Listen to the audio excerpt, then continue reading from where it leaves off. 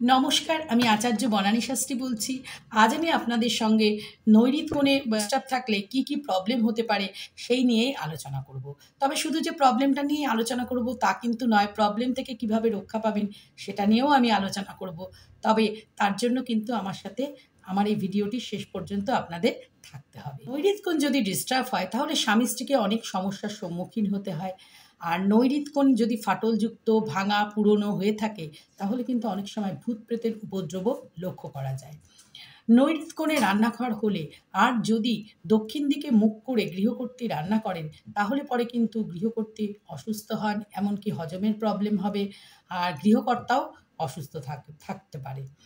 আর নৈরিত কোণে খালি জায়গা, গর্ত, কাঁটাওয়ালা গাছ এগুলো যদি থাকে তাহলে গৃহকর্তা সবসময়ই অসুস্থ থাকবেন।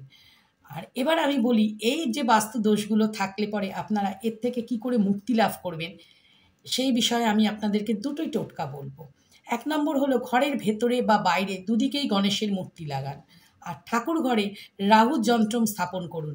তাহলেই দেখবেন এই দোষগুলোর থেকে আপনারা মুক্তি পাচ্ছেন। আর নৈরিত কোণে দোষ থাকার দরুন যে প্রবলেমগুলো হচ্ছিল সেগুলো আস্তে আস্তে লাঘব হয়ে যাবে।